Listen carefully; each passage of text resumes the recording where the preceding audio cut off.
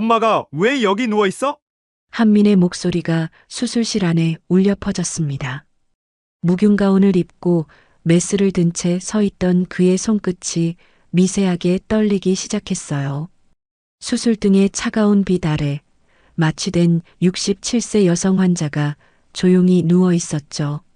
하지만 한민의 시선은 그녀의 가슴 부위에 있는 동그란 화상 흉터에서 떨어지지 않았습니다. 선생님? 옆에 서 있던 김 간호사가 당황한 표정으로 그를 바라봤어요. 15년간 함께 일해온 그녀도 이런 한민의 모습은 처음이었죠. 진정하세요, 이한민 선생님. 수석 간호사 박미영이 다급하게 소리쳤습니다. 한민의 손에 든 메스가 떨리고 있었거든요. 한민은 깊은 숨을 들이쉬었습니다. 온몸에 전율이 흘렀지만 지금은 의사였어요. 눈앞에 누워있는 사람이 누구든 상관없이 생명을 구해야 하는 의사였죠. 죄송합니다. 계속하겠습니다. 37년 전 어느 추운 겨울날 엄마 라면 끓여줄게. 8살 한민이 의젓하게 말했어요. 아버지의 주먹에 맞아 얼굴이 퉁퉁 부은 엄마가 방구석에 웅크리고 있었거든요. 아니야, 한민아. 엄마가 할게. 엄마의 목소리는 가늘게 떨리고 있었어요. 입술이 터져서 피가 나고 있었죠. 괜찮아. 옆집 형진이 엄마가 가르쳐 줬어. 한미는 성냥을 켜고 가스레인지에 물을 올렸습니다. 하지만 끓는 물이 담긴 냄비는 8살 아이에게는 너무 무거웠어요. 냄비가 기울어지면서 끓는 라면 국물이 엄마의 가슴팍에 그대로 쏟아졌습니다. 엄마의 비명소리가 작은 방 안에 울려 퍼졌어요. 한미는 그 자리에서 멈춰서서 울기 시작했죠. 엄마, 미안해. 하지만 엄마는 자신의 고통보다 한민을 달래는 것이 우선이었습니다. 괜찮아, 한민아. 엄마는 괜찮아. 울지 마. 그날 밤 엄마는 화상 입은 가슴을 차가운 물수건으로 식히며 한민을 재웠어요. 한민아, 엄마가 너를 지켜줄게. 꼭. 그게 한민이 기억하는 엄마와의 마지막 대화였습니다. 선생님, 집중하세요. 김 간호사의 목소리에 한민이 현실로 돌아왔어요. 그는 고개를 끄덕이며 다시 수술에 집중했습니다. 하지만 마음 한편으로는 확신이 들고 있었어요. 저 화상 흉터, 저 얼굴, 심지어 수면 중에도 느껴지는 그 따뜻한 기운까지도 저 사람은 분명히 엄마다. 37년간 찾고 있던 바로 그 사람이다. 수술은 계속되었지만 한민의 마음은 이미 37년 전 그 어린 소년으로 돌아가 있었습니다. 37년 전 1987년 겨울이었습니다. 8살 한민이 살던 집은 서울 변두리의 낡은 연립주택이었어요. 벽지는 곳곳이 뜯어져 있었고 겨울바람이 문틈으로 새어들어와 늘 춥고 을씨년스러웠죠. 한민이 학교에서 돌아오면 늘 조용한 집이었습니다. 엄마는 부엌 구석에 웅크리고 앉아 있거나 방 안에서 혼자 울고 있는 경우가 많았어요. 아버지가 출근하고 나면 그제서야 엄마는 조심스럽게 움직이기 시작했죠. 한민아, 학교는 어땠니? 엄마가 조용히 물어봤습니다. 하지만 한민은 엄마의 얼굴에 새로 생긴 멍자국을 보고 가슴이 아팠어요. 어젯밤에도 아버지가 술을 마시고 와서 소리를 지르며 엄마를 때렸거든요. 한민의 아버지 김성호는 건설 현장에서 일하는 막노동꾼이었습니다. 매일 술에 취해 집에 들어와서는 화풀이를 했어요. 돈이 없다고, 인생이 꼬였다고, 모든 게 다 엄마 탓이라고 소리치며 주먹을 휘둘렀죠. 이 못난 년이 돈도 못 벌어오면서 밥은 왜 이렇게 못해? 성우가 술 냄새를 풍기며 집에 들어왔습니다. 엄마는 재빨리 한민을 방으로 밀어 넣었어요. 한민아, 방에서 나오면 안 돼. 알았지? 엄마의 목소리는 떨리고 있었습니다. 한미는 방문 틈새로 아버지가 엄마를 때리는 모습을 봐야 했어요. 하지만 8살 아이가 할 수 있는 건 아무것도 없었죠. 시간이 지나면서 아버지의 폭력은 점점 더 심해졌습니다. 이제는 한민에게도 손을 대기 시작했어요. 이 새끼가 아버지 보고도 인사를 안 해? 어느 날 저녁 성우가 한민의 뺨을 때렸습니다. 8살 아이의 작은 뺨이 빨갛게 부어올랐어요. 여보, 제발.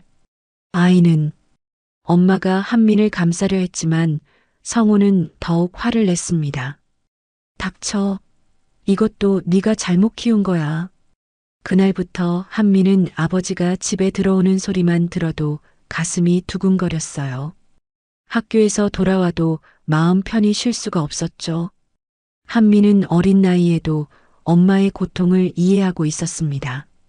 엄마가 울고 있을 때면 조용히 다가가서 작은 손으로 등을 쓰다듬어 주곤 했어요. 엄마 괜찮아. 나중에 내가 커서 엄마 지켜줄게. 한민의 순수한 말에 엄마는 더욱 눈물을 흘렸습니다. 이런 환경에서 아이를 키우고 있다는 죄책감 때문이었어요. 어느 추운 겨울날 엄마가 감기에 걸려 누워 있었습니다. 한민은 혼자서 라면을 끓여 엄마에게 가져다 주려고 마음먹었어요. 엄마, 내가 라면 끓여줄게. 옆집 형진이 엄마한테 배웠어. 한민은 성냥을 조심스럽게 켜고 가스레인지에 작은 냄비를 올렸습니다. 물이 끓기 시작하자 라면과 스프를 넣었어요. 8살 아이가 만든 라면이었지만 엄마를 위한 정성이 가득 담겨 있었죠. 엄마, 라면 다 됐어. 한민이 뜨거운 냄비를 들고 엄마가 누워있는 방으로 향했습니다. 하지만 냄비는 8살 아이에게 너무 무거웠어요. 한민의 작은 손에서 냄비가 미끄러졌습니다. 끓는 라면 국물이 그대로 엄마의 가슴팍에 쏟아졌어요. 엄마의 비명소리가 작은 방 안을 가득 채웠습니다. 뜨거운 국물에 엄마의 옷이 젖으면서 살이 익어가는 소리까지 들렸어요. 엄마, 미안해. 정말 미안해. 한민은 그 자리에 주저앉아 울기 시작했습니다. 엄마를 도우려다가 오히려 큰 상처를 입힌 것 같아서 가슴이 찢어질 것 같았어요. 괜찮아, 한민아. 엄마는 괜찮아. 울지 마. 하지만 엄마는 극심한 고통 속에서도 한민을 달래는 것이 우선이었습니다. 자신의 상처보다 아이의 마음이 더 걱정되었거든요.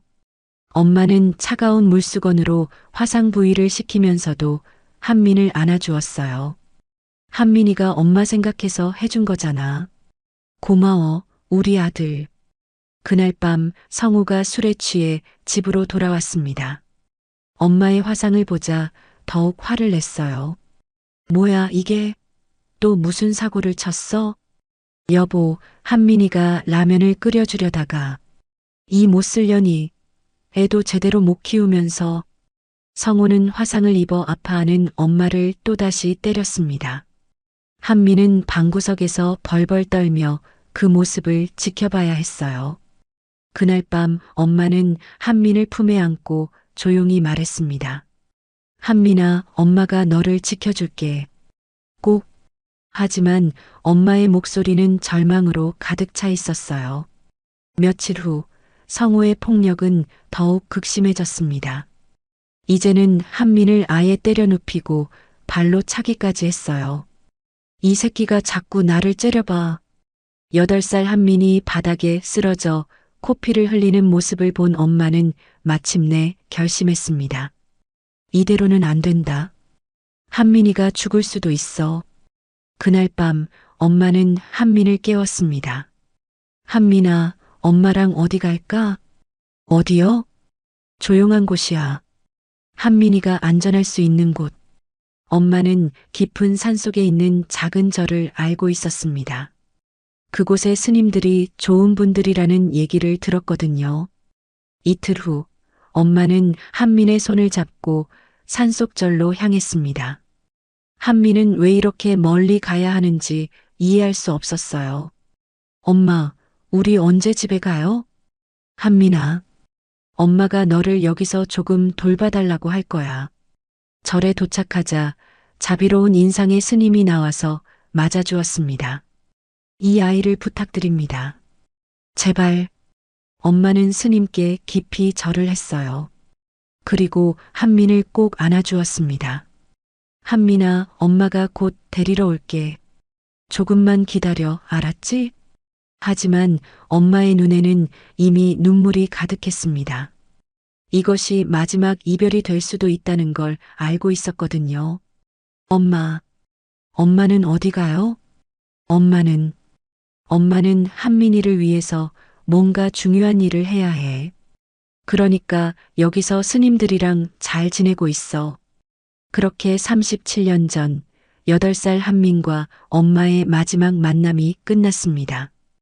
2024년 12월 서울 강남의 대형 종합병원. 이한민은 이제 45세가 된 성공한 흉부외과 전문의였습니다. 아침 7시 한민이 병원에 도착하자 간호사들이 정중히 인사했어요. 15년간 이 병원에서 근무하며 쌓아온 신뢰와 실력으로 그는 이미 의료진들 사이에서 인정받는 의사가 되어 있었죠. 선생님, 오늘 수술 스케줄 확인해 드릴게요. 김 간호사가 차트를 들고 다가왔습니다. 오늘도 빡빡한 일정이었어요. 오전에 심장 수술 2건, 오후에 폐 수술 1건이 예정되어 있었죠. 한민은 수술복을 갈아입으며 거울을 바라봤습니다. 45세의 나이에도 여전히 정정한 모습이었어요. 하지만 가끔 거울 속 자신의 눈에서 어린 시절의 그 외로운 소년이 보일 때가 있었죠. 한민의 집은 서울 서초동에 있는 고급 아파트였습니다. 거실 한쪽 벽면을 가득 채운 의학 서적들과 가족 사진들이 그의 삶을 말해주고 있었어요. 여보, 아침 먹자. 아내 수연이 식탁에 정성스럽게 차린 아침을 가리켰습니다. 수연은 한민보다 3살 어린 42세로 대학병원에서 간호사로 일하다가 한민을 만나 결혼했어요. 따뜻하고 배려심 많은 성격으로 한민의 상처받은 마음을 치유해준 사람이었죠. 아빠, 오늘 학교에서 가족 그림 그리기 숙제가 있어. 8살 아들 지훈이가 토스트를 베어물며 말했습니다. 한민은 아들을 보며 미소를 지었어요. 지훈이가 8살이라는 것이 가끔 한민에게는 특별한 의미로 다가왔습니다. 자신이 엄마와 헤어진 나이와 같았거든요. 그래, 아빠랑 엄마, 지훈이 모두 예쁘게 그려야지. 응, 우리 가족은 정말 행복해. 지훈이의 밝은 웃음소리에 한민의 마음이 따뜻해졌습니다. 하지만 동시에 마음 한편으로는 늘 그리워하는 사람이 있었어요. 엄마는 지금 어디서 뭘 하고 계실까? 그날은 평범한 수요일 저녁이었습니다. 한민이 마지막 수술을 마치고 집으로 돌아가려던 순간이었어요. 응급실에서 호출이 왔습니다. 중상의 환자가 실려온다는 연락이었어요. 이한민 선생님, 응급실로 내려와 주세요. 한민은 재빨리 수술복을 다시 입고 응급실로 향했습니다. 복도를 뛰어가며 든 생각은 단 하나였어요. 누군가의 생명을 구해야 한다는 것. 응급실에 도착하자 응급구조팀이 들것에 환자를 옮기고 있었습니다. 67세 여성 환자 건설 현장에서 철골에 깔린 상태로 발견되었습니다. 의식은요? 반원수 상태입니다. 혈압이 계속 떨어지고 있어요. 한민이 환자에게 다가갔을 때 이상한 느낌이 들었습니다. 응급실의 밝은 조명 아래서도 환자의 얼굴이 왠지 낯설지 않았어요. 환자분 성함이 어떻게 되나요? 박순이라고 하네요. 신원은 확인됐는데 보호자 연락처를 찾을 수가 없어요. 박순이. 한민은 그 이름을 되뇌어 봤지만 특별히 기억나는 건 없었습니다. 하지만 환자를 보는 순간 마음 한구석이 이상하게 울렸어요. 환자는 남루한 옷을 입고 있었습니다.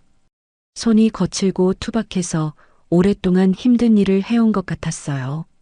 얼굴은 깊은 주름으로 가득했지만 그 속에서 한미는 묘한 친숙함을 느꼈죠. 일단 응급 CT부터 찍어보겠습니다. CT 촬영이 끝나고 결과를 기다리는 동안 간호사들이 작은 목소리로 대화를 나누고 있었어요. 이상해, 저 환자분이 이한민 선생님이랑 너무 닮지 않았어? 나도 그 생각했어. 특히 눈매가 똑같아. 코 모양도 비슷하고. 정말 신기하다. 한미는 그 대화를 들으며 다시 한번 환자를 살펴봤습니다. 간호사들 말이 맞았어요. 환자의 얼굴에서 자신과 닮은 점들이 보였죠. 하지만 그저 우연의 일치라고 생각했습니다. 세상에는 닮은 사람들이 많으니까요. 선생님, CT 결과 나왔습니다. 영상의학과에서 결과를 가져왔어요. 한민이 모니터를 보자 심각한 상황이었습니다. 늑골 여러 개가 부러지고 폐에 출혈이 있네요. 즉시 수술해야겠어요. 복부 쪽도 손상이 있는 것 같은데요? 맞아요. 비장 파열 가능성도 있어요. 지금 당장 수술실로 올려야겠어요. 한민의 마음이 급해졌습니다. 환자의 상태가 시간이 지날수록 위험해지고 있었거든요. 보호자는 정말 안 계세요? 네, 신원하기는 됐지만 연락할 가족이 없다고 하네요. 한미는 가슴이 아팠습니다. 이 나이에 혼자라니 마치 자신의 엄마를 보는 것 같았어요. 수술실 준비가 시작됐습니다. 한미는 평소보다 더 꼼꼼히 환자의 상태를 체크했어요. 왜인지 모르게 이 환자에게 특별한 관심이 갔거든요. 선생님, 오늘 왜 이렇게 신경 쓰세요? 김 간호사가 물었습니다. 15년간 함께 일한 그녀도 오늘 한민의 모습이 평소와 다르다는 걸 느꼈어요. 그냥 환자분이 혼자인 것 같아서요. 하지만 그것만이 이유는 아니었습니다. 설명할 수 없는 끌림이 있었어요. 수술 전 마지막으로 환자의 활력 징후를 체크하면서 한미는 환자의 손을 잠깐 잡았습니다. 그 순간 이상한 느낌이 들었어요. 마치 오래전에 잡아봤던 손 같았죠. 이상하다. 왜 이런 기분이 들지? 환자를 수술실로 옮기는 과정에서 한미는 계속 환자의 얼굴을 관찰했습니다. 마취 때문에 잠들어 있는 얼굴이었지만 그 평온한 표정이 어딘가 익숙했어요. 선생님, 수술 준비 완료됐습니다. 네, 곧 들어가겠습니다. 수술실 문 앞에서 한미는 잠시 멈춰 섰습니다. 가슴이 두근거렸어요. 보통의 수술 전 긴장감과는 다른 종류의 떨림이었죠. 왜 이렇게 떨리지? 그냥 평범한 응급수술인데. 하지만 이것은 평범한 수술이 아니었습니다. 37년간 기다려온 운명적 만남의 시작이었거든요. 수술실에 들어가자 모든 준비가 완료되어 있었습니다. 마취가 시작되고 환자의 의식이 완전히 사라졌어요. 수술을 시작하겠습니다. 한민이 메스를 들었습니다. 하지만 환자의 옷을 제거하고 수술 부위를 소독하는 순간 그의 손이 멈췄습니다. 환자의 가슴 부위에 있는 동그란 흉터가 보였거든요. 한민의 머릿속에 37년 전 그날의 기억이 번개처럼 스쳐 지나갔습니다. 설마 이럴 수가. 선생님, 괜찮으세요? 간호사의 목소리가 들렸지만 한미는 그 흉터를 뚫어져라 바라보고 있었어요. 그리고 그 순간 한민의 입에서 믿을 수 없는 말이 터져 나왔습니다. 엄마가 왜 여기 누워 있어? 37년간 기다려온 만남이 이렇게 시작된 것이었습니다. 수술이 끝났습니다. 3시간에 걸친 응급수술이었지만 다행히 성공적이었어요. 부러진 늑골을 고정하고 폐 출혈을 멈추는데 성공했죠. 하지만 한민의 마음은 전혀 평온하지 않았습니다. 수술 내내 그 화상 흉터가 머릿속에서 떠나지 않았거든요. 선생님, 수고하셨습니다. 김 간호사가 말했지만 한미는 대답할 수가 없었어요. 손이 계속 떨리고 있었죠. 선생님, 괜찮으세요? 얼굴이 너무 하얗네요. 아, 네, 괜찮습니다. 하지만 전혀 괜찮지 않았어요. 37년 전 그날의 기억이 너무나 생생하게 되살아나고 있었거든요. 환자가 중환자실로 옮겨진 후 한미는 유독 자주 병실을 찾았습니다. 다른 환자들보다 훨씬 더 자주요. 또 오셨네요, 선생님. 중환자실 간호사가 웃으며 말했어요. 한민이 하루에도 서너 번씩 들르고 있었거든요. 환자 박순희는 여전히 의식을 잃은 상태였습니다. 하지만 생체 징후는 안정적이었어요. 한미는 그녀의 얼굴을 자세히 관찰했죠. 정말 엄마일까? 아니면 내가 너무 그리워해서 착각하는 걸까? 간호사가 환자의 몸을 닦아주는 모습을 보면서 한미는 또 다른 것들을 발견했습니다. 손등의 작은 점, 목 뒤에 미세한 흉터, 어렴풋이 기억나는 것들이었어요. 점심시간 의사 휴게실에서 동료들과 이야기를 나누고 있었습니다. 한민아, 너 요즘 중환자실에 너무 자주 가는 거 아니야? 선배 의사인 박종수가 농담조로 말했어요. 그 환자분, 뭔가 특별한 케이스인가? 아니에요. 그냥 보호자가 없어서 신경 쓰이네요. 한미는 애매하게 대답했습니다. 정말 이유를 말할 수는 없었거든요. 그런데 간호사들 말로는 그 환자분이 너랑 엄청 닮았다면서? 닮았다고요? 응. 김 간호사가 그러던데 마치 가족 같다고. 그 말에 한민의 가슴이 쿵 떨어졌습니다. 다른 사람들도 느낄 정도로 닮았다는 건가요? 한민은 몰래 환자의 의료 기록을 자세히 살펴봤습니다. 물론 의사로서 환자 정보에 접근하는 건 당연했지만 이번에는 목적이 달랐어요. 박순희 67세. 주소는 서울 변두리의 한 고시원이었습니다. 직업란에는 폐지수거업이라고 적혀 있었어요. 67세. 엄마라면 지금 이 나이가 맞을 거야. 응급실에서 작성된 기록을 보니 환자는 건설 현장 근처에서 폐지를 줍다가 사고를 당했다고 했습니다. 혼자 살고 있으며 연락할 가족이 없다고 되어 있었어요. 한민의 마음이 아팠습니다. 만약 정말 엄마라면 이렇게 힘들게 살아오셨다는 얘기잖아요. 사고 3일 후 박순희가 의식을 되찾았습니다. 한민은 연락을 받자마자 중환자실로 달려갔어요. 환자분, 들리세요? 박순희가 천천히 눈을 떴습니다. 초점이 흐릿했지만 분명히 의식이 돌아온 상태였어요.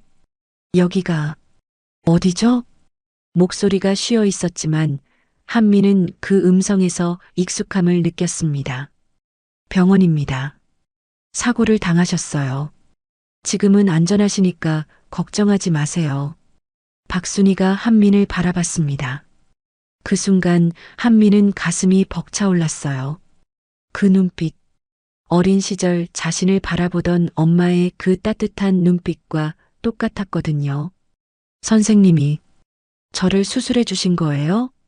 네, 그렇습니다. 고맙습니다. 한민은 환자와 간단한 대화를 나누면서 더욱 확신이 들기 시작했습니다. 가족분은 안 계세요?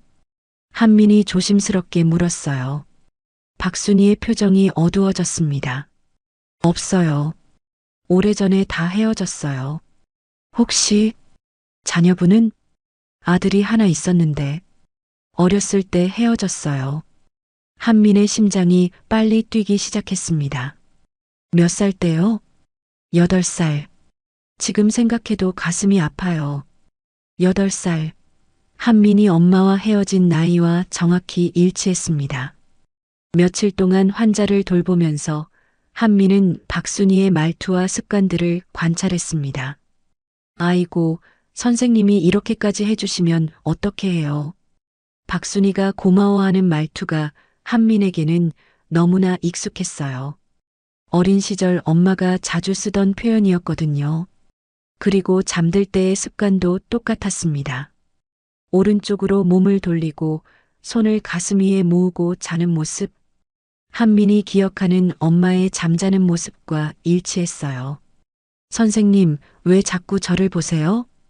박순이가 물었습니다. 아, 죄송해요. 환자분 상태를 확인하느라고요. 하지만 실제로는 어린 시절 기억과 비교하고 있었던 것이죠. 어느 날 밤 한민이 야간 회진을 돌던 중이었습니다. 박순이의 병실을 지나가는데 작은 목소리가 들렸어요. 한민아, 엄마가 미안해. 엄마가 꼭 데리러 갈게. 잠꼬대였습니다. 한민은 그 자리에 얼어붙었어요. 한민이라는 이름을 부르고 있었거든요. 그것도 엄마라고 하면서 이건 우연일 수가 없어. 한민의 온몸에 전율이 흘렀습니다. 이제는 거의 확신에 가까웠어요. 그날 밤 한민은 잠을 이룰 수가 없었습니다. 집에 돌아와서도 계속 박순이의 잠꼬대가 귓가에 맴돌았어요. 여보, 왜 이렇게 뒤척여? 수연이 걱정스럽게 물었습니다. 아니야. 그냥 환자 생각에. 무슨 환자가 그렇게 신경 쓰여? 한미는 아직 가족에게 말할 수는 없었어요. 확실하지 않은 상황에서 괜한 기대를 갖게 할 수는 없었거든요. 하지만 마음속으로는 결심했습니다. 확실히 확인해야 해.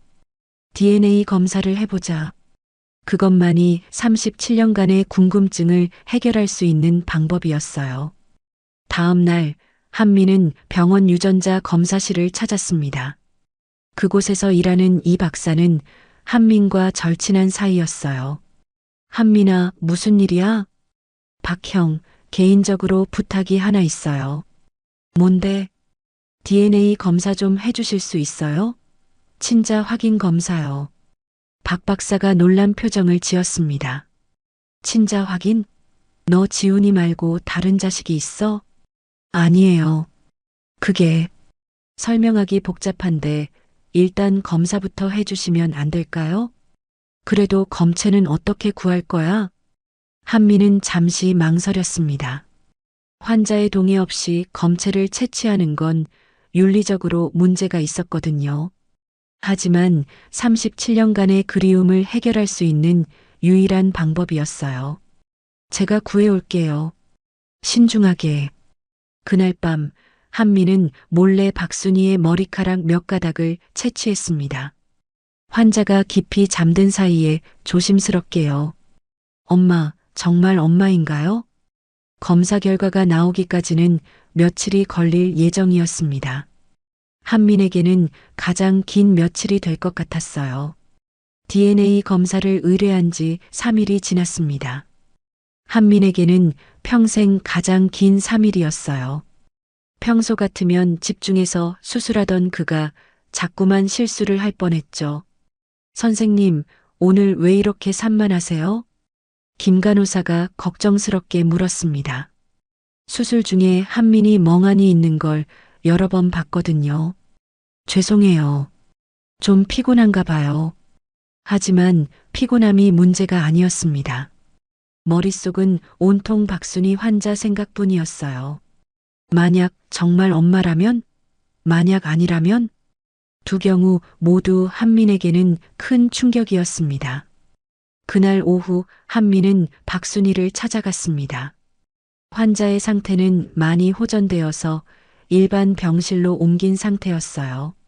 선생님, 또 오셨네요. 바쁘실 텐데 죄송해요. 박순이가 미안해하며 말했습니다. 한민은 그 말투에서 또다시 익숙함을 느꼈어요. 괜찮습니다. 환자분 상태가 궁금해서요. 고마워요.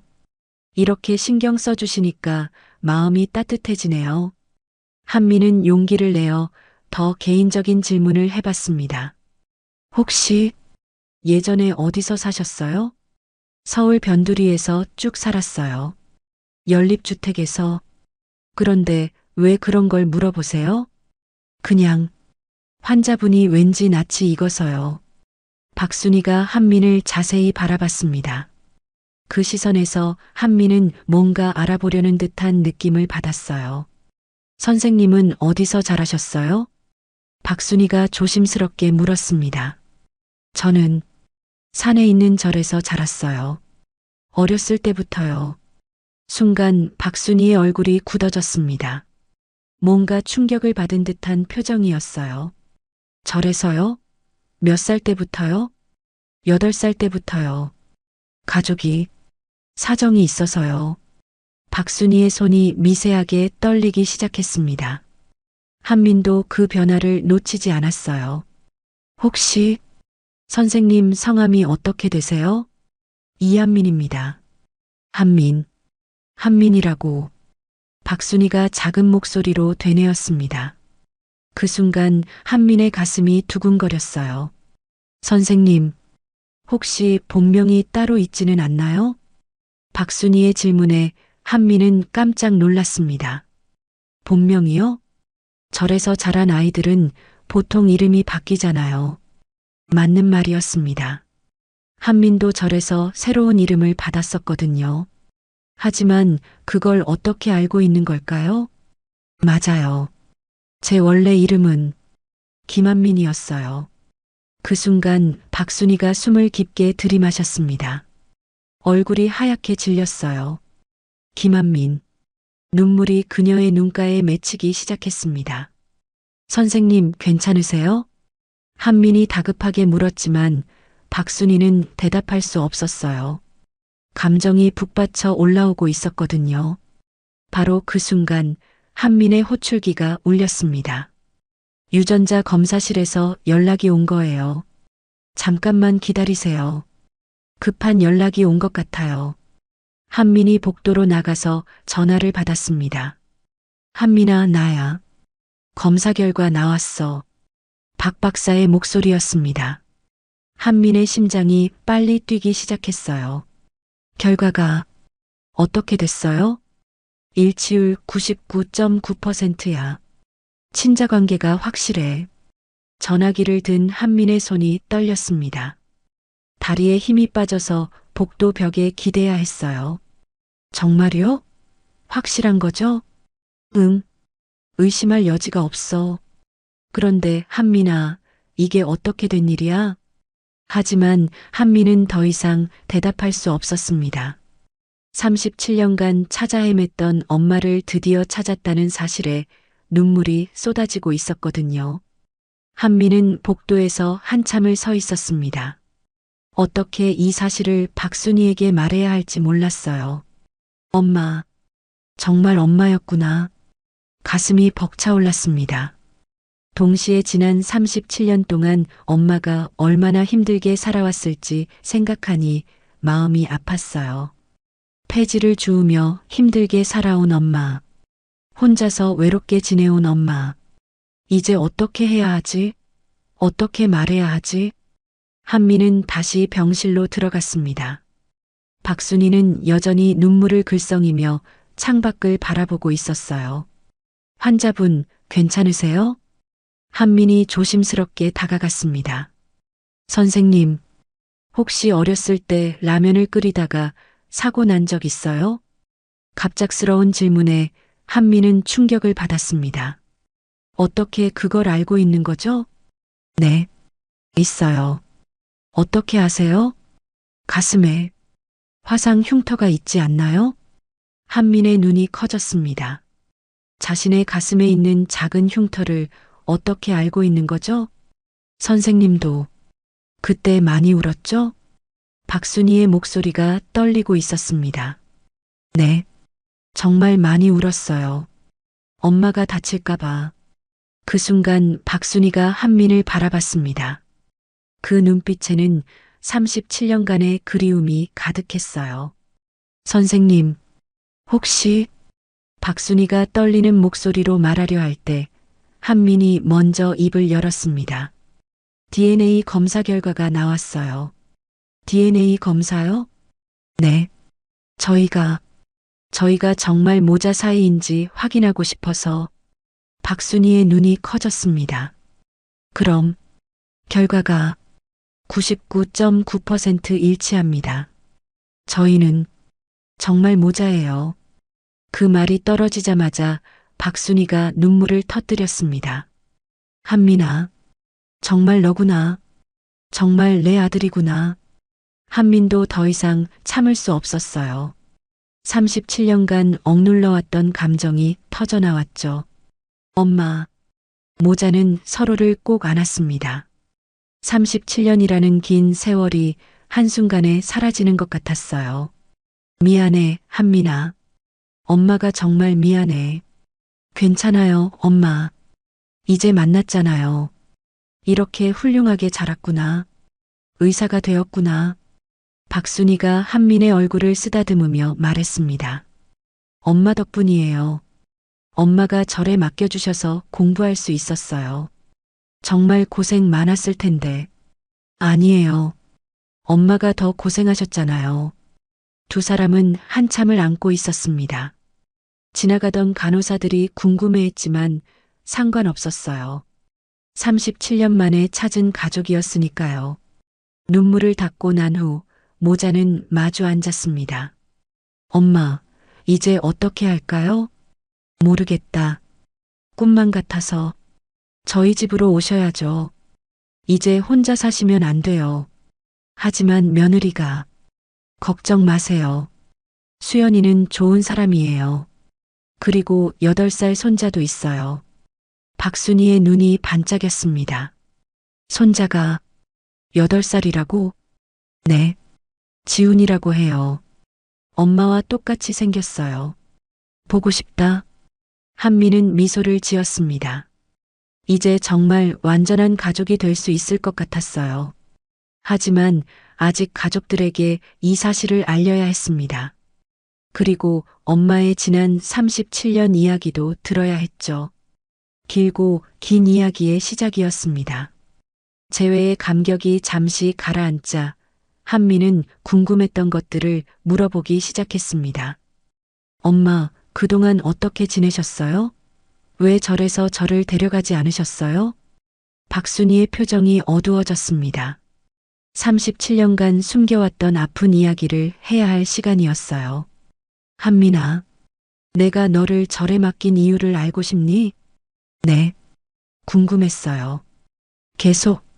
박순이는 깊은 한숨을 쉬었습니다. 어디서부터 말해야 할지 막막했어요. 너를 절에 맡긴 다음 날, 네 아버지가 찾아왔어. 한민의 얼굴이 굳어졌습니다. 아버지 이야기는 듣기 싫었거든요.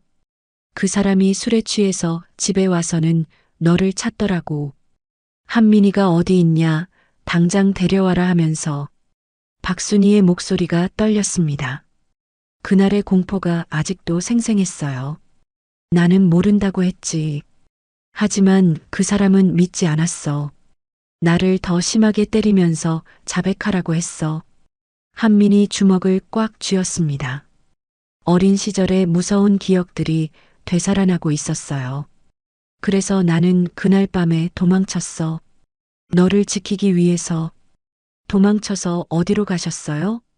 처음에는 친구 집에 숨어 있었는데 그 사람이 찾아와서. 그 후로는 계속 이사 다녔어. 박순이는 37년간의 도망자 생활을 차근차근 설명했습니다. 이름도 바꿨어. 박순이는 가짜 이름이야. 진짜 이름은 이순자였어. 한민이 깜짝 놀랐습니다. 엄마가 가짜 이름으로 살아왔다니요. 그 사람이 얼마나 집요하게 찾아다녔는지 몰라. 어디서 정보를 듣고 오는지. 내가 숨어 사는 곳을 계속 찾아냈어. 그럼 계속 도망 다니신 거예요? 응. 1년에 두세 번씩은 이사를 해야 했어. 그 사람이 나타나면 밤에라도 짐을 싸고 도망쳤어. 한민의 가슴이 아팠습니다. 엄마가 이렇게 힘든 삶을 살아왔다니요. 엄마. 그러면 저를 찾으러 올 수 없었던 거네요. 너를 찾으러 가고 싶었어. 정말 미칠 것 같이 보고 싶었어. 박순이의 눈에 다시 눈물이 맺혔습니다. 하지만 그 사람이 나를 따라다니고 있었거든. 만약 절에 갔다가 그 사람한테 들키면 너까지 위험해질 것 같아서. 한미는 이해했습니다. 엄마는 자신을 보호하기 위해 만나지 못했던 거예요. 그래서 멀리서라도 너를 보려고 했어. 절 근처에 몇 번 가봤는데 그 사람이 따라온 적이 있어서 포기했어. 몇 번이나 오셨어요? 10번도 넘게. 하지만 가까이 갈 수는 없었어. 그러면 그동안 어떤 일을 하셨어요? 한민이 물었습니다. 엄마의 거친 손을 보면서 얼마나 고생했을지 짐작이 갔어요. 청소일, 식당일, 공장일. 할 수 있는 건 다 했어. 신분증이 가짜라서 제대로 된 직장은 구할 수 없었거든. 신분증도 가짜로 만드신 거예요? 응. 그렇게라도 해야 그 사람한테 안 들키고 살 수 있었어. 박순이는 지난 세월의 고단함을 하나씩 털어놓았습니다. 밤에는 호텔 청소 일을 하고 낮에는 식당에서 설거지를 했어. 잠은 하루에 서너 시간밖에 못 잤지. 엄마, 그래도 견딜 수 있었어. 언젠가는 너를 만날 수 있을 거라는 희망이 있었거든. 그런데 5년 전에 소식을 들었어. 박순이의 표정이 조금 밝아졌습니다. 무슨 소식이요? 네 아버지가 죽었다는 소식? 강경하로. 한미는 복잡한 심정이었습니다. 아버지의 죽음을 슬퍼해야 할지 안도해야 할지 몰랐어요. 그때부터 조금은 마음이 편해졌어. 더 이상 쫓아올 사람이 없으니까. 그럼 그때부터 저를 찾으셨어요? 찾으려고 했는데 너무 오랜 시간이 지나서 어디서부터 시작해야 할지 모르겠더라고. 박순이가 한숨을 쉬었습니다. 절에 가봤는데 너는 이미 떠난 지 오래였어. 스님들도 네가 어디로 갔는지 정확히 모르신다고 하시고. 엄마, 저는 절에서 정말 좋은 분들을 만났어요. 한민이 엄마를 위로하려고 말했습니다. 주지 스님께서 저를 친아들처럼 돌봐주셨어요. 공부도 가르쳐 주시고 대학까지 보내주셨죠. 정말 그 스님께 너무 감사하다. 네. 스님께서 말씀하시기를 엄마가 저를 맡기실 때 얼마나 눈물을 흘리셨는지 모른다고 하시더라고요. 박순이가 고개를 끄덕였습니다. 맞아. 그날 정말 많이 울었어. 너를 두고 가는 게 세상에서 제일 힘든 일이었어. 스님께서 언젠가 꼭 다시 만날 거라고 하셨어요. 그 말씀이 맞았네요. 그런데 엄마, 지금은 어떻게 지내세요? 폐지 수거를 하신다고. 한민이 조심스럽게 물었습니다. 나이가 많아져서 예전처럼 힘든 일은 못하겠더라고. 그래서 폐지라도 주어서. 엄마, 고시원에서 살고 있어. 작지만 혼자 살기에는 괜찮아. 한민의 마음이 아팠습니다. 자신은 성공한 의사가 되어 좋은 집에서 살고 있는데 엄마는 고시원에서 폐지를 주우며 살고 있었다니요. 이제 그런 일 하시면 안 돼요. 제가 모실게요. 아니야, 한민아. 너한테 짐이 되고 싶지 않아. 무슨 말씀이세요? 당연히 모셔야죠. 한민아, 내가 정말 미안해. 박순이가 한민의 손을 잡았습니다. 네가 8살 때 헤어진 후로 하루도 너를 잊은 적이 없어. 밤마다 꿈에서 너를 봤어. 저도 엄마를 많이 그리워했어요. 한민아, 정말 꿈만 같아. 내가 이렇게 너를 다시 만날 수 있을 줄은. 이제 시작이에요, 엄마. 지난 37년은 잊고 앞으로 행복하게 살아요. 고마워. 정말 고마워. 박순이가 한민을 꼭 안았습니다. 37년간의 고통과 그리움이 서서히 치유되는 기분이었어요. 엄마, 이제 폐지 줍는 일은 그만하세요. 병원비도 제가 다 낼 거고 퇴원하시면 저희 집에서 지내세요. 하지만 며느리한테 미안하잖아. 괜찮아요. 수연이는 이해할 거예요. 그리고 지훈이도 할머니가 생긴다고 하면 정말 좋아할 거예요. 박순이는 처음으로 진짜 미소를 지었습니다. 37년 만에 느끼는 진정한 행복이었어요. 그럼 정말 너희 가족이 될 수 있는 거니? 물론이에요. 이제 우리는 진짜 가족이에요. 길고 긴 이별이 끝나고 진짜 가족으로서의 새로운 시작이 다가오고 있었습니다. 그날 밤 한미는 집에 돌아가서도 잠을 이룰 수 없었습니다. 어떻게 수연과 지훈에게 이 놀라운 소식을 전해야 할지 고민이 되었거든요. 수연은 평소처럼 따뜻한 미소로 맞아주었어요. 여보, 오늘 왜 이렇게 늦었어? 저녁 먹었어? 응, 병원에서 먹었어. 하지만 한민의 표정이 심상치 않다는 걸 수연은 바로 눈치챘습니다. 뭔가 있었구나. 얼굴이 평소와 달라. 수연아, 할 얘기가 있어. 한민의 진지한 톤에 수연도 긴장했어요. 무슨 일이야? 혹시 병원에서 무슨 문제라도? 아니야. 그게 아니라. 한민은 깊은 숨을 쉬고 천천히 말을 시작했습니다. 기억하지? 내가 어렸을 때 절에서 자랐다고 했잖아. 응, 물론 기억해. 그때 왜 절에 맡겨졌는지 이유를 말한 적이 없었는데. 수연은 조용히 한민의 말을 들었어요. 결혼 7년 동안 한민이 자신의 과거에 대해 자세히 말한 적이 없었거든요. 사실 나에게는 엄마가 계셨어. 8살 때까지 같이 살았는데 아버지의 폭력 때문에 엄마가 나를 절에 맡기고 도망을 가신 거야.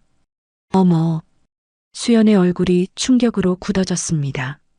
그런데 오늘 그 엄마를 만났어. 뭐라고? 병원에 응급환자로 온 할머니가 37년 만에 만난 내 엄마였어. 수연은 한동안 말을 할 수 없었어요. 너무나 놀라운 이야기였거든요. 정말, 정말이야? DNA 검사까지 했어. 99.9% 일치야. 세상에, 이런 일이. 수연의 눈에 눈물이 맺히기 시작했습니다. 한민이 얼마나 오랫동안 엄마를 그리워했는지 알고 있었거든요. 여보, 정말 축하해. 정말 다행이야. 고마워, 수연아. 그런데 그 어머님은 지금 어떻게 지내셨어? 한미는 엄마의 지난 37년 이야기를 간략하게 들려주었어요. 수연은 들을수록 가슴이 아팠습니다. 다음 날 아침 지훈이 학교 가기 전에 한미는 아들을 불렀습니다. 지훈아, 아빠가 할 얘기가 있어. 뭐야, 아빠? 8살 지훈은 호기심 어린 눈으로 아빠를 바라봤어요. 지훈아, 할머니를 만나고 싶어? 할머니? 우리한테 할머니 없잖아. 맞는 말이었습니다. 수연의 부모님도 이미 돌아가신 상태였고 한미는 고아원 출신이라고만 알고 있었거든요. 사실은 아빠한테 엄마가 계셨어. 아주 오래전에 헤어졌는데 어제 다시 만났어. 정말, 정말 할머니가 있어? 지훈의 눈이 반짝였습니다. 응, 병원에 계시는데 곧 우리 집으로 오실 거야. 와, 할머니다. 진짜 할머니가 생기는 거야? 그날 오후 한미는 수연과 지훈을 데리고 병원으로 향했습니다. 차 안에서 수연이 조금 긴장한 기색을 보였어요. 여보, 내가 뭐라고 인사드려야 할까? 그냥 평소처럼 하면 돼.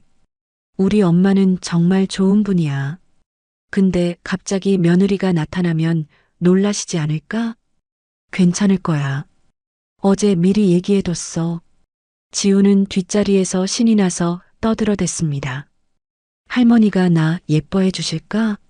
할머니랑 뭐하고 놀지? 지우나, 할머니 오랫동안 아프셨으니까 조용히 해야 해. 응, 알았어. 병실 문을 열고 들어가자 박순이가 침대에 앉아 있었습니다. 한민의 가족을 보는 순간 그녀의 얼굴이 밝아졌어요. 어서 와. 목소리가 떨리고 있었습니다. 37년 만에 만나는 며느리와 손자였거든요. 어머님, 안녕하세요. 한민 아내 수연입니다. 수연이 정중히 인사했습니다. 박순이는 수연을 보자마자 눈물이 났어요. 고마워요. 정말 고마워요. 저야말로 어머님께서 한민이를 낳아주셔서 감사해요. 두 여자는 서로를 꼭 안았습니다. 할머니, 지훈이 병실로 달려들어왔습니다. 박순이는 손자를 보는 순간 울음을 터뜨렸어요. 어머, 이게 지훈이구나. 정말 예쁘게 생겼네. 할머니, 안녕하세요. 저 지훈이에요.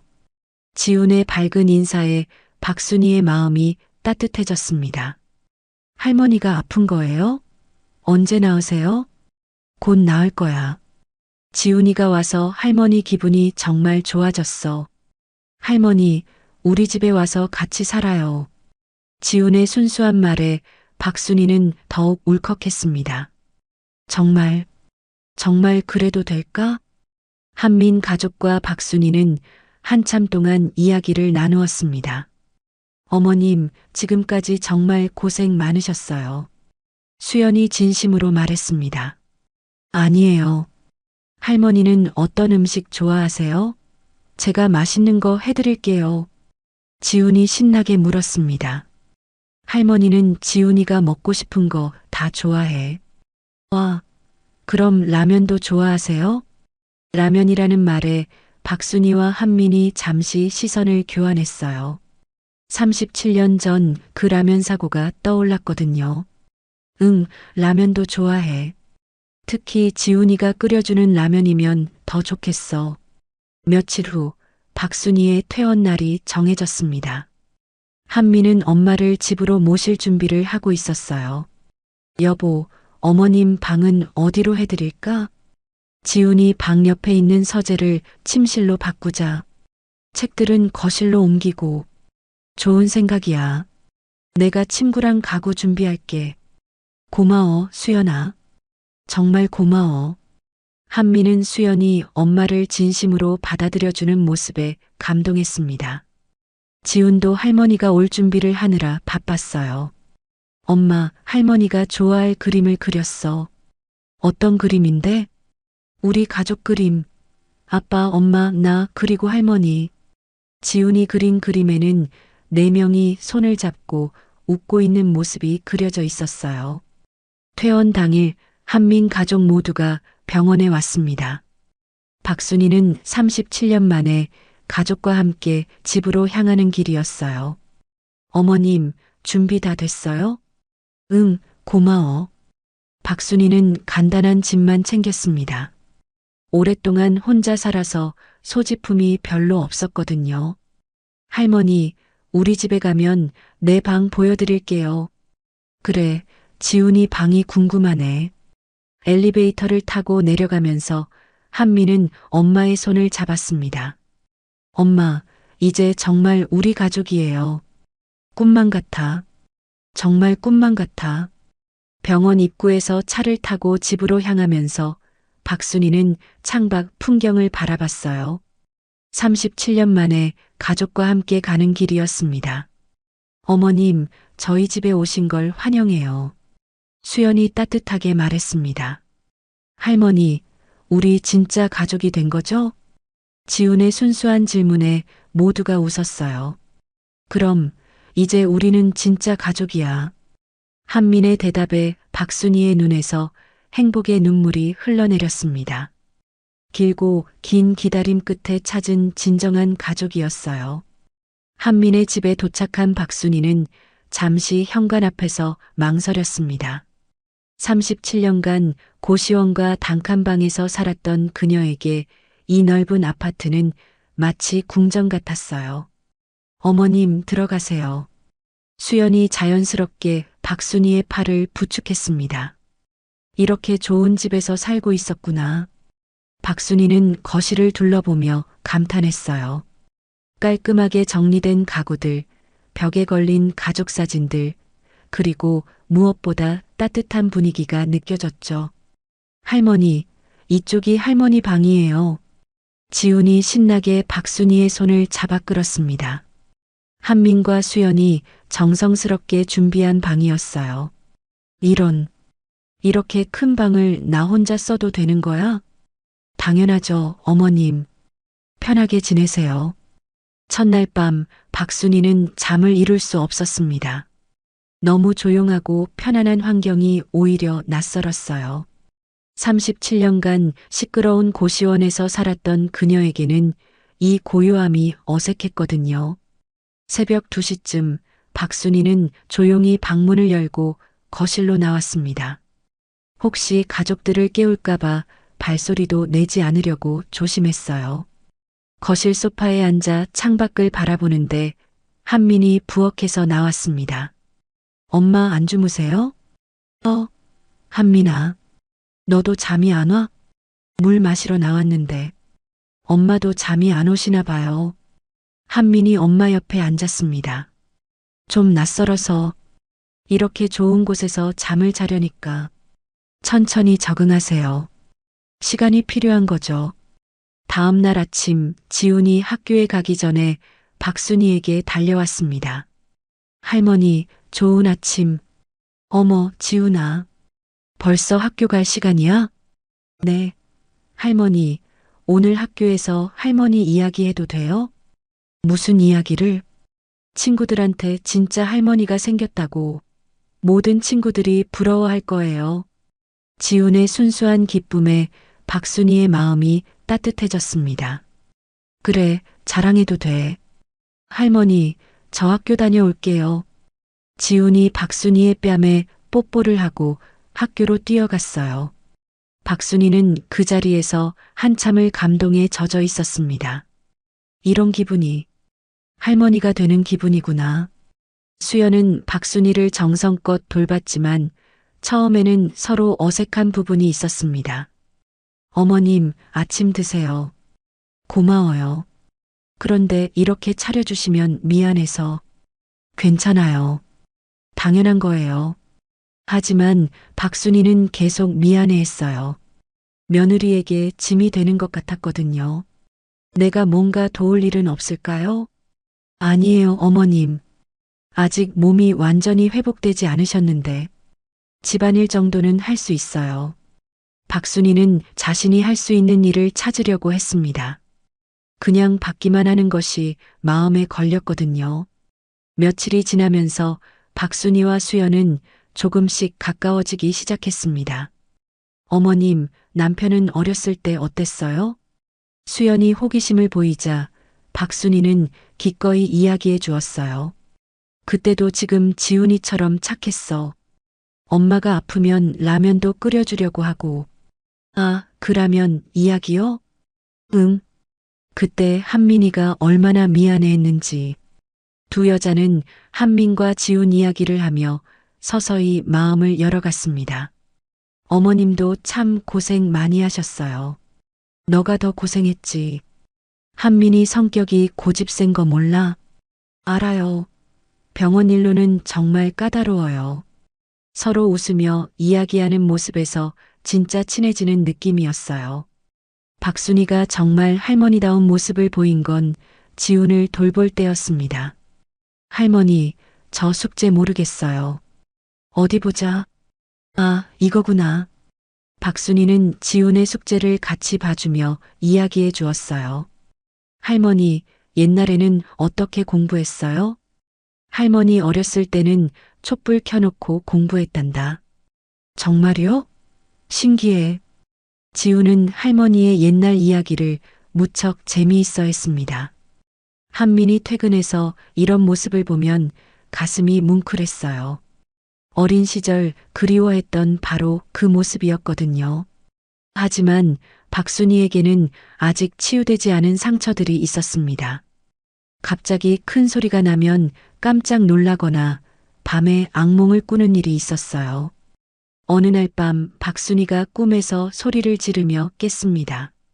안 돼. 한민이를 데려가지 마. 한민과 수연이 급히 달려왔어요. 엄마, 괜찮으세요?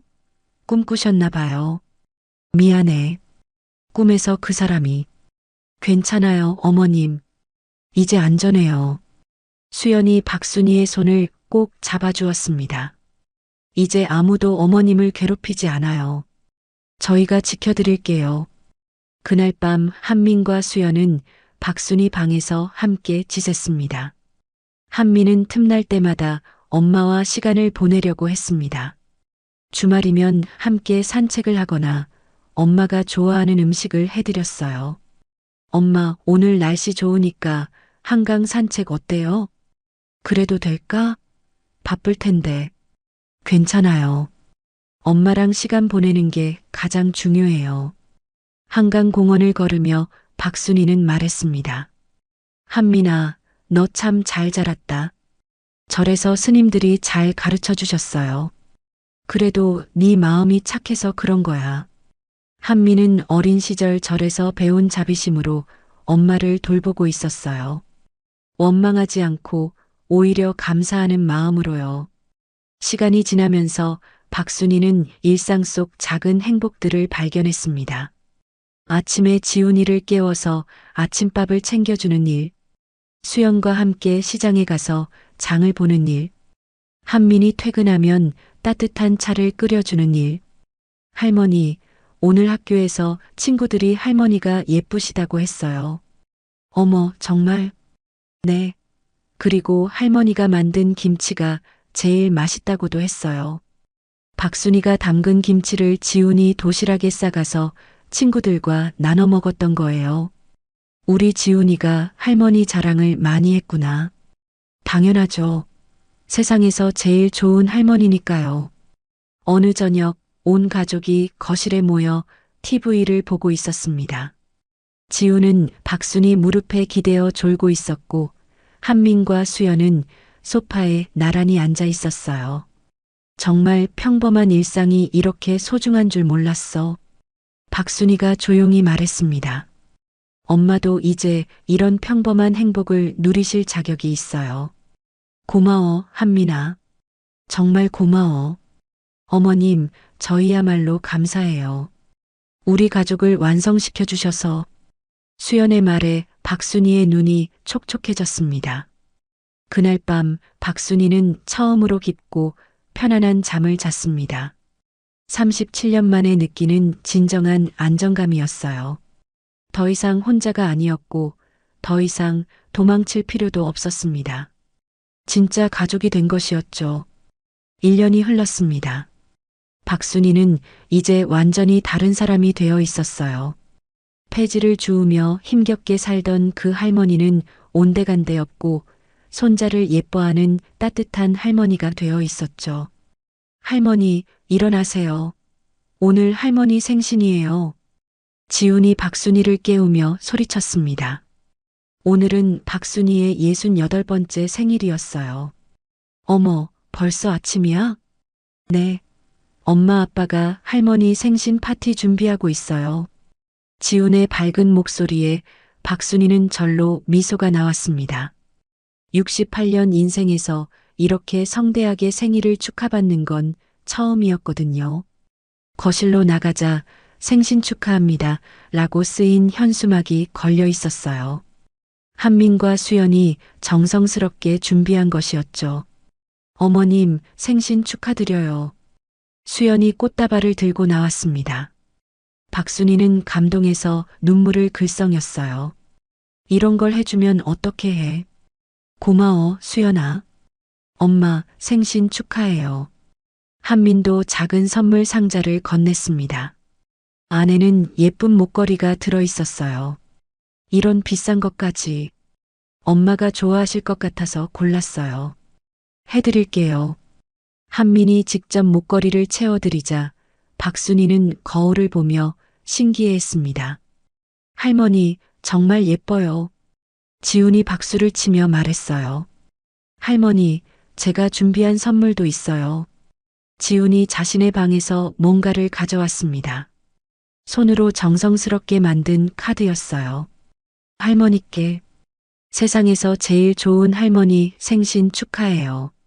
할머니와 함께 있어서 정말 행복해요. 사랑하는 지훈이가. 박순이가 카드를 읽는 동안 목소리가 떨렸습니다. 지훈아, 정말 고마워.